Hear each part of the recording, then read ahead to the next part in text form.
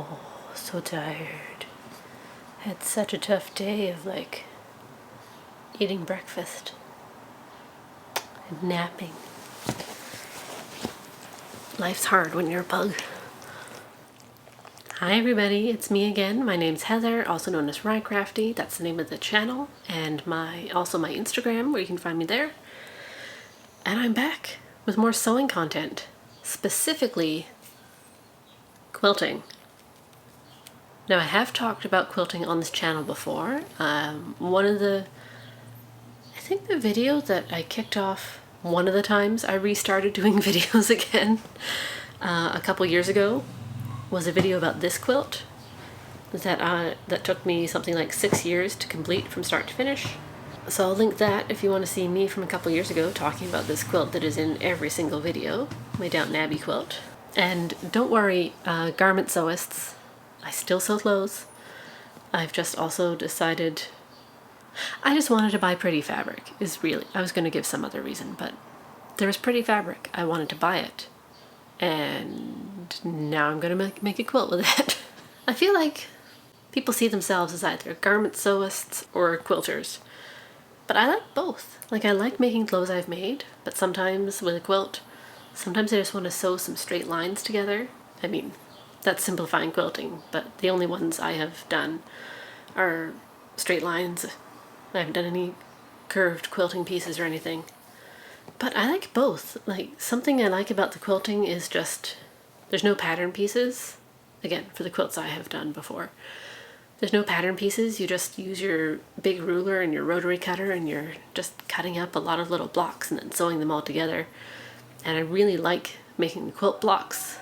I have been less good so far, and then I've only completed one in doing the actual quilting bit and binding the quilt, but this was a week or two ago, and I was just struck by inspiration. I saw a few things on the internet in the right time, right after each other, and immediately my brain was like, I have a vision, we're making a quilt this summer. Not any of the other quilts in waiting that I have on my shelves over here. I've got at least 3. I've got 1 quilt that I started quilting. I have 3 that are just fabric, and now 4.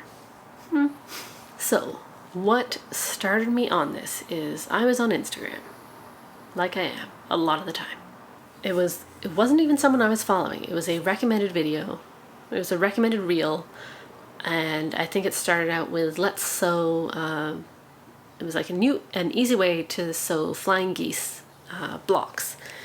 And it was really cute, and she was using really cute fabrics. And then I think at the end of the reel it mentioned that it's for a specific quilt, so of course I clicked, and it was the designer's Instagram. And so I ended up on Prairie Quilt Co.'s Instagram. And as I said, this was a couple weeks ago. She had just released this pattern a few weeks before that and was in the middle of a big quilt-along that she was running to coincide with releasing this pattern.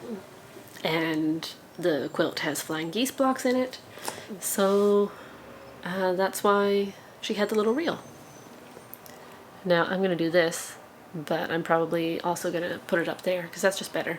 So this is the Birdling Quilt by Prairie Quilt Co. And it comes in 2 different the pattern is the same. She gives you sort of 2 different versions and fabric quantities in the pattern for either version 1, which has the same block background in every block, and then all the piecing in the block and the sashing is all scrappy, or the second version, which has a variety of block background colors, which is the same fabric as what you're piecing with, and then the sashing is contrast solid. And I thought the quilt was so cute. The samples she had made up were just great colors, colors I really loved. And then of course I scrolled through the Birdling QAL tag to see what other people were pulling together, and I think they had started making their blocks, and so I was snooping on all that, and it was just so cute, so nice. And I really liked the quilt pattern, and I bookmarked it to think, oh, I'll do that, maybe someday later I'll do that quilt. But then I think it was later the same day I was browsing Thread Count Fabrics website because they had some canvas that I had seen someone else on Instagram. This is all Instagram's fault. I'd seen someone else on Instagram make up pants out of this really cool like rabbit print, I think Rifle Paper Co. fabric, that were just amazing. And Thread Count was somewhere in Canada that I had found that had that exact same fabric. And I've known that for months, and I think they sold out and they got more, and I've been resisting buying it, but I was thinking about it again. So I went to their website to see if they still had the rabbit fabric. I'm saying rabbit, not rabid. Rabbit. And then as I was on the website, I'm browsing, and I see this gorgeous fat quarter bundle. And I guess I can just start showing you things. I've been talking and I haven't showed you anything, and that's not fair. I saw this gorgeous fat quarter bundle, and it was called, I think, Fusion Honey, and it's by Art Gallery. All the fabrics are by Art Gallery Fabrics. And I thought it was so cute and so summery, and I'll show you each of the fabrics individually in a second. So I saw this, and I'd just seen that quilt pattern, and I thought, oh, that's great, but what color would I pair with it? Like, if I was to buy this bundle to use as the scrappy portion of the pieced blocks, what would I use as a background? And I was thinking, well, like, black is too contrasty, white is not contrasty enough, maybe green, because it's sort of honey, bees, flowers. But then Thread Count also had another bundle of solids to go with these. Seeing which fabrics they recommended, which solids would go with this, just set my mind working. And so what I'm going to do is a mashup of the two versions of the quilt in the actual Birdling patterns. So I had to do some math of my own to figure out what to buy. What I'm going to do is I'm going to use solid colors as the background of the blocks, but I'm going to use 4 solid colors. So the bundle that Thread Count had put together was 6 solids that go with these, with this little bundle. And so I ended up, after doing some math that I'll explain, I ended up buying a yard of all 6 of these yellows. So it starts with the darkest yellow here, and this one, then these guys, and then this one. This isn't a white, but it's fairly white, and this is a cream. I think I'm only going to use one of these two, but I couldn't tell which would go best with these, but I knew I wanted these 4 yellows. Like, this is really mustardy. I think one of them was called Banana Cream. So what I'm going to do, those 4 yellows, I'm doing the second largest size, which is 4 blocks by 4 blocks. So 16 total of these flying geese squares. So there'll be 4 blocks from each of these 4 colors. This will be the solid background. These will be the scrappy triangle-y bits. I have 10 fat quarters here, which is more than I need, but less different patterns than that particular version of the quilt calls for. But I don't mind if these repeat within the blocks. Like, they probably would anyway, because it is kind of random. The sashing I'm going to do in either that white... Ooh, are they named on the edges? That's so nice of them. But yeah, I'm either going to do in... They're named on the bottom. White linen or whatever this one is. Creme de la creme. Whichever. I think that's a decision I'll make later. But again, that's the sashing. Nope, we do not want fur on those yet. These are the blocks, which are banana cream. It's the lightest yellow. Pineapple. Turmeric. I agree with that. That is a good turmeric color. And then this one is honey, which is fitting, as it is a honey bundle. These will be the scrappy bits, the little triangles within the blocks. I bought this, more of this. This is also one of the fat quarters. This one to be the binding, which is just sort of a dot on probably about the, yeah, it's about the same color as the banana cream, which is the lightest yellow I'll be using. So that'll be a fun binding. Oh, and there's already dog fur on the fresh new fabric that I just took out of the box. I bought this for the backing of the quilt. It's on the same sort of cream color. It's got these little flowers.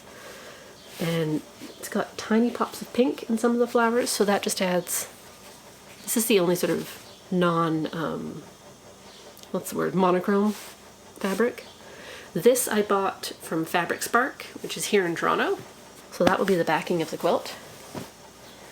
And now let's show you all these individual guys.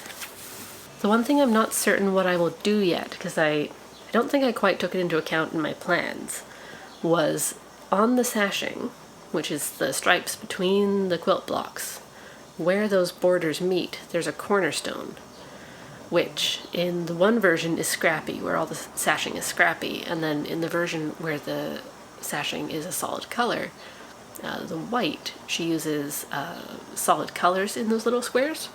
So I'm not quite certain what I'll do for that. I mean, I'll have to choose either the solid for the little corner squares or these guys. Again, that's a decision I can make farther down the line, because I know I have more than enough fabric to cut out those little squares later. So we'll see. So we've got just a little floral on a cream, dots on a cream in sort of yellow through to that sort of turmeric color. This I just showed you. I figured I would choose one of the bundle to use as the binding. I thought that would be fun binding. This is a larger floral on a yellow background. This honeycomb, if this had been a smaller print honeycomb, I definitely would have used this for the binding, but like on a quilt binding, like on this edge, once it's cut and folded that thin, you wouldn't be able to tell it's honeycomb, which is why I went for the dots. This is sort of abstract flowers, scribbly flowers, just scribbles. This reminds me of like 70s sheets that you might find at Grandpa's cabin that are 10 or 20 years old by the time you're actually out there. But yeah, so it's very bright and yellow, but also kind of 70s. This is my favorite. It's little bee skeps, the beehives and flowers. This is the darkest, I would say, of the fat quarters, which will contrast well with almost all the solids. And I knew this when I was buying it. Like, I knew some of these. Ooh, something fell. I knew this would not be super high contrast. Like when there's a little triangle of this and a big block of that, it won't be so distinct as, say, this one, but that's fine. This will look great with the darker colors. Yeah. So there's that. Here's a different floral, slightly more daisy-ish, I guess. And then a fun gingham, which again will be interesting to see how that looks once it's cut into tiny triangles. So those are my 10.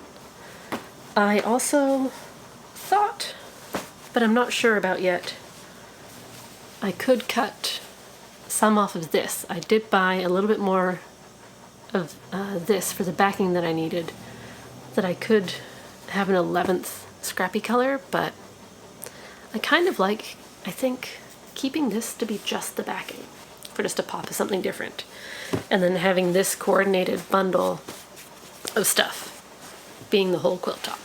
And what I also think is fun about this buying spree I went on last week, or a couple weeks ago, or whenever it was, they're all Canadian. That's a Canadian quilt designer from Manitoba. Thread Count is also in Manitoba, and then Fabric Spark, where I got the backing, is here in Toronto. I did some quilt math to figure out how much to order of what, and also to honestly remind myself, because I had all these great plans on that day that I ordered. It takes a week to come. Who knows when I'll actually cut it out? I didn't want to forget, so I did my own little math to figure it out, because, as I said, I'm not doing quite exactly, come here. I'm not doing quite exactly what she did with either of her two versions. I'm sort of somewhere in the middle. So what I figured out, if you want to do the same as me, so what I needed to figure out was how much backing fabric, how much of the background color do you need in one of those flying geese quilt blocks? And then to multiply that by 4, because I was buying 4 yellows, and I'm doing a 4x4 quilt, 4 of each of those yellows in the quilt. So I figured that out and I wrote it down, and then I had to figure out, okay, so this is what I need, but when you're cutting it out of a piece of fabric that is a certain width wide, and then how much length of that fabric do I need to buy? My original guess was, because for that second largest size for the backing fabric, if you're doing a single solid color backing fabric, was just over 3. And then I thought, well, if that's just over 3, if you're doing one color and I want 4 colors, I probably need a yard of each, or maybe slightly less. I did the math and I figured, okay, and from what I figured out, and then for having a little bit extra, I figured, okay, yes, 1 yard of each of those yellows. To do the main block fabrics, the pattern ones, that will be the triangles, for that size in the scrappy version was 16 fat eighths. Okay, there aren't 16 of these, and it comes in a fat quarter bundle is the easiest way to buy. So 16 fat eighths, or 8 fat quarters. I've got 10 fat quarters, so that should be more than I need. They'll repeat more than if I had 16 smaller pieces of fabric, but that's fine. It is a very monochrome quilt, so I think repeating more than her scrappy versions is good. I was so into this idea that I was sitting there on my computer doing this quilt math, and then I ordered everything and now it's here. So this this backing piece is going to sit for a while because I'm going to have to make the whole quilt top before I can even think about backing. And yeah, as I said, I think I'm going to leave this as just the backing and not incorporate it into the top, so it can just be a pop of something different on the back.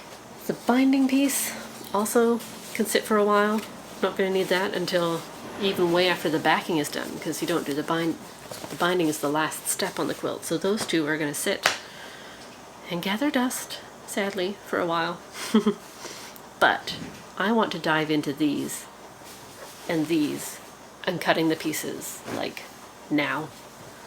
I think I may start after I finish recording this video, just because it's new and it's shiny and I'm excited about it.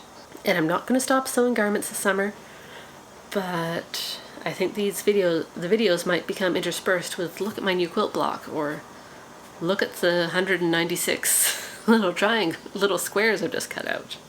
Okay, and just for full transparency on everything I bought, I told you at the beginning that I was at first only on the thread count site to see if they had more of the canvas of these pants that someone random on Instagram made that I fell in love with. So it's someone called Layla Makes. Again, in this completely Canadian episode, she's another Canadian Instagrammer. She's from Calgary, her bio says. She made these great pants out of this Rifle Paper Co. canvas with rabbits and leaves all over it, and that was the original reason I even ever went to the Thread Count Fabrics website that day. And then I ordered all this yellow stuff from them. But, of course, 3 yards of this was also in my cart. And so I will one day also have rabbit print pants. And I don't know why I love that so much, but I love that so much. First, I need to make pants in a different fabric because the rabbits are special, and I'm only going to make them into something once I've tried the pattern out and I know it fits, and I'm not going to mess up this amazingness. But yeah, there's a sitting rabbit, there's a jumping rabbit. Imagine these as pants. It's insane, but I love it. So yeah, here's me, who was not complaining, but who at the beginning of the year said I just bought all this fabric, I have to sew it all up before the end of the year, I don't need any more fabric for the rest of the year because I have so much of it already. And yet, I am surrounded by new fabric purchases. There's squirrels on this fabric. I just noticed the squirrel. Little black squirrel, little tail. Oh my gosh, pants. But yeah, maybe throughout the year I will also dedicate a few videos to the quilts in progress, or the quilts in pieces that I also have sitting on the shelf. I actually think I planned this epic mushroom quilt a couple years ago, and I remember filming the video for it. Like, I did the raw footage, but that was right when I, for whatever reason, stopped doing videos. And so I don't think that ever saw the light of day. No, I know that didn't see the light of day, or the light of YouTube. So I suppose I could either pull up, see if I can find that old footage and just post it, and it'd just be 2 years ago me being really excited about some mushroom fabric in the way that today me is so excited about this honeybee fabric. Or I could do it again, and maybe that'd get me excited about the mushroom quilt at the same time as the honeybee quilt. Like, if I ever actually make all these up, I'm going to be too emotionally attached to them to give them to anyone. So I'm just going to be a single woman and her dog and like 15 quilts in a tiny apartment. And there's nothing wrong with that. So yeah, thanks for listening to me ramble for half an hour about yellow honeybee quilt. The summer of the quilt. Really excited about it. We'll see how far that excitement gets me. It usually gets me to finishing the quilt top. And then 6 years later, maybe I'll finish it. Or will this be the one time I actually follow through? We shall see. I'd love to hear in the comments below, are you a quilter as well as a garment sewist, or do you just do one or the other? Let me know, and we can talk about, this is a safe space to talk about quilting as well as sewing clothes. Thanks so much for watching. Subscribe if you can, give it a like or a comment. It's so nice to meet everybody, and we will talk to you later. Bye.